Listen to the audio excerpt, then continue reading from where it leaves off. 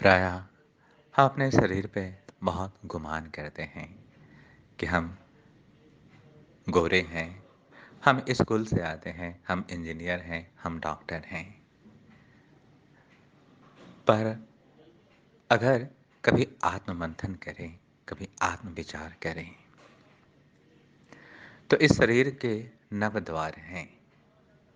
उन नव द्वारों से क्या निकलता है? अगर हम उस पे एनालिसिस करें, उसकी रियलिटी को देखें, तो हमें अपनी औकात पता चल जाएगी। हमें जो भ्रम है कि हम सबसे सुंदर हैं, हम सबसे श्रेष्ठ प्राणी हैं, 84 लाख योनियों में हम सर्वश्रेष्ठ हैं, ये भ्रम जो है हमारा चला जाएगा। तो हमारे यहाँ शरीर में नव द्वार कहे जाते हैं, वो हर किसी के पास हैं। 2 आँखें, 2 कान, 2 नासिका, 1 मुँह, 1 लिंग द्वार और 1 गुदा द्वार। तो ये 9 जो है हमारे यहाँ द्वार कहे जाते हैं। अब इस शरीर से क्या निकलता है? आँख से जो आउटगोइंग होता है, वो क्या कहते हैं उसको? क्या वो कहीं से सूँघने योग्य है? कहीं से उसको सहेज के रखने योग्य है?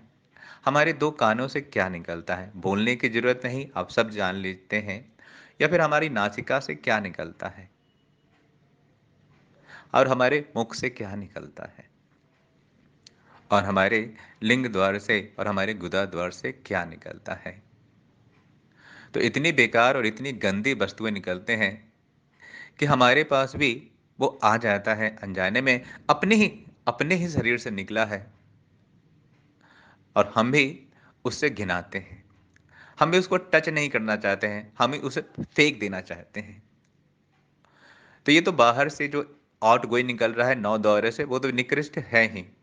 अब हमारे शरीर में भरा गया है, बहुत गुमान करते हैं ना कि हम मिस ब्यूटी हैं, हम मिस हैंडसम हैं। तो थोड़ा विचार कीजिए कि आपके अंदर क्या भरा है। 5 लीटर ब्लड जो है एक कॉमन इंसान के शरीर में होता है।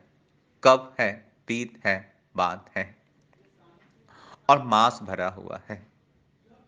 जो भी हमारी ब्यूटी डिफाइन की जाती है अकॉर्डिंग टू साइंस, ओनली ये 0.2 मिलीमीटर के स्किन के कारण कही जाती है। वो 2 मीटर मिलीमीटर का स्किन जो है हमारे बॉडी से उतार लिया जाए, तो हम कहीं से खूबसूरत नहीं होंगे।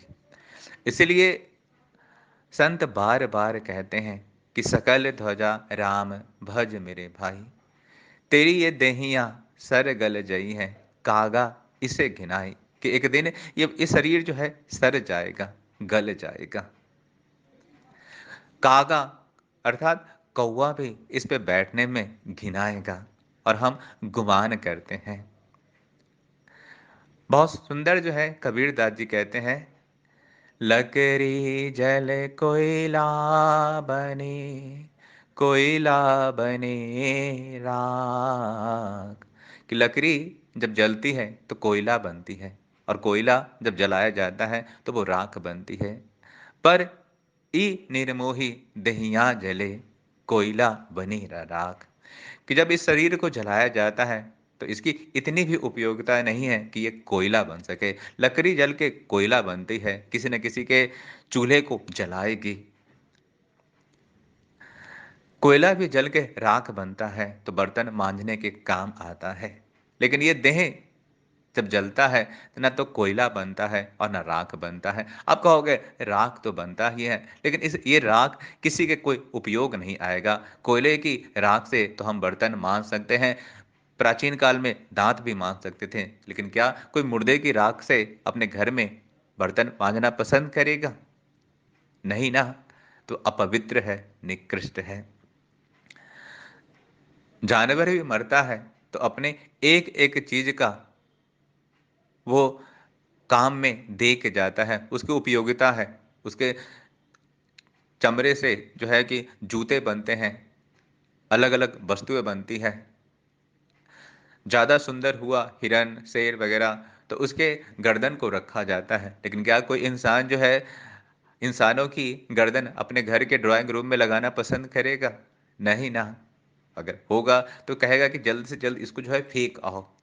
इवन जो घर का मालिक है, उसको भी कोई अपने घर में नहीं सजाता कि हाँ, हमारे पिताजी ने जो है ये घर बनाया था, इसको जो है हम सहेज के रखते हैं। इवन जब आदमी डेड बॉडी हो जाता है, जिसने घर बनाया था, भगवान श्री कृष्ण कहते हैं कि उसको ही निकालने के लिए लोग जो है बहुत सारी मेहनत करते हैं। कहते हैं कि छुतका लग गया, जिसने घर बनाया उसके जाने के बाद ही उस घर को जो है गंगा जल से धोया जाता है, उसकी हर वस्तु को फेंकी जाती है। तो ये शरीर जो है कहीं से भी उपयोग के लायक नहीं है, ये सड़ने और गलने वाला शरीर है। कागा भी इसको देख के घिनाते हैं, लेकिन यही शरीर सबसे दुर्लभ भी हो सकता है। दुर्लभो मानुषो देहो देही ना क्षण भंगुरा, ये दुर्लभ शरीर है, ये सबसे निकृष्ट, ये बैड बार्गेनिंग का सौदा जो है सबसे उत्कृष्ट हो सकता है। अगर ये भागवत भक्ति में लग जाए तो देवता भी इस शरीर की उपासना करते हैं। तो मानव शरीर का और कोई उपयोग है ही नहीं। एक ही उपयोग है कि ये अगर भागवत भक्ति में लग जाए तो इसका सर्वोत्तम उपयोग है। इसके अलावा ये शरीर पालन में, देह पालन में, समाज पालन में, ये पालन में, वो पालन में लगता है, तो इसका जो है मिस यूज ही है।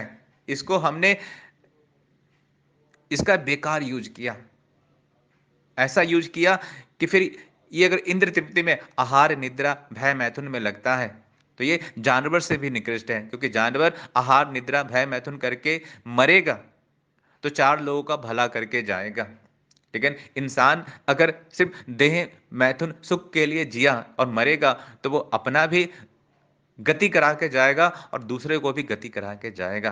तो इंसान को केवल केवल भागवत भक्ति ही करना चाहिए, क्योंकि इसी में ये शरीर लगेगा तो ये जो है इसका उपयोग होगा। इसलिए बार बार संत कहते हैं कि जागिए चेतिए, उठ जाग मुसाफिर भोर भई, अब रैन कहाँ जो सोवत है। कि अब बहुत सो लिया, बहुत जो है माया के अविद्या में अपनी आंखों को बंद करके बहुत जो है समाज का पालन कर लिया, देश का पालन कर लिया, शरीर का पालन कर लिया, क्या मिला? कुछ नहीं मिला, दुर्गति हो जाती है। भागवत में कहा जाता है कि जिस प्रकार किसान जो है अपने बूढ़े बैल को त्याग देता है, किसान तभी तक बैल को उपयोग में लाता है, उसकी सेवा करता है जब तक बैल जो है खेतों में काम करने लायक होता है। लेकिन जैसे ही बूढ़ा होता है किसान उसको त्याग देता है। तो घर वाले भी हमें त्याग देंगे, जैसे ही हमारे उपयोगिता खत्म हो जाएगी, तो उस उपयोगिता को खत्म होने से पहले चेतिए। आए थे हरि भजन को ओटन लगे कपास, तो हरि भजन में ही जब हमारा जीवन लगेगा तभी जो है इसकी उपयोगिता होगी। जब युधिष्ठिर महाराज से यक्ष पूछते हैं कि इस संसार का सबसे बड़ा आश्चर्य क्या है, तो युधिष्ठिर महाराज कहते हैं कि हर व्यक्ति जान रहा है कि दादाजी चले गए, पापा जी चले गए, चाचा जी चले गए, ताऊ जी चले गए, लेकिन फिर भी वो सोचता है कि मैं नहीं मरूंगा, मैं तो बहुत साल जीऊंगा। ये सबसे बड़ा आश्चर्य है।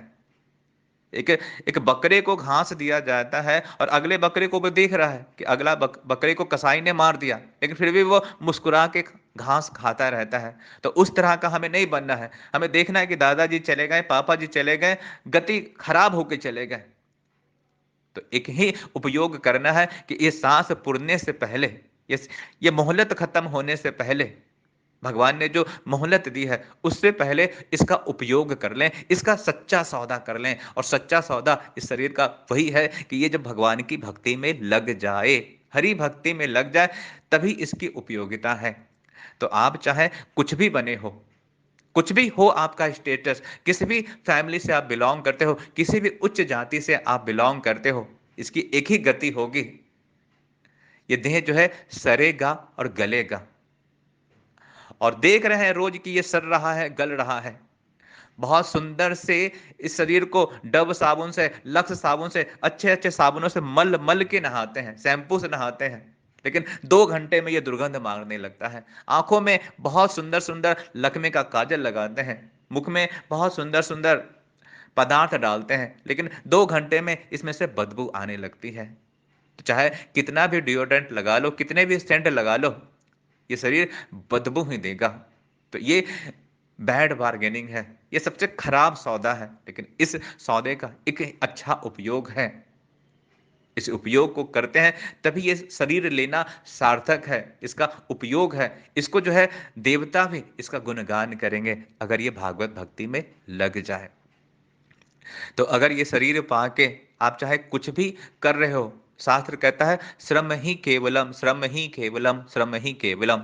तो इस शरीर को पाकर केवल भागवत भक्ति करना ही इसकी उपयोगिता है।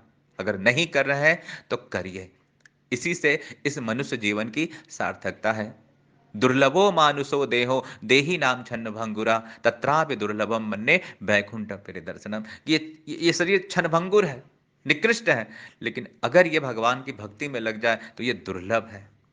तो मानव जीवन को दुर्लभ कीजिए, इस शरीर को दुर्लभ कीजिए, वरना ये शरीर तो बैड बार्गेनिंग है ही। तो बुरे सौदे का अच्छा सौदा कीजिए भगवान की भक्ति करके। और कलयुग में भगवान की भक्ति का बहुत ही सरल और सटीक माध्यम है भगवान नाम का जप। हरेर नाम हरेर नाम केवलम कलौ नास्ते नास्ते नास्ते गतिरन्यथा। विचार कीजिएगा, सोचिएगा और भागवत भक्ति में लगिएगा। हरे कृष्णा।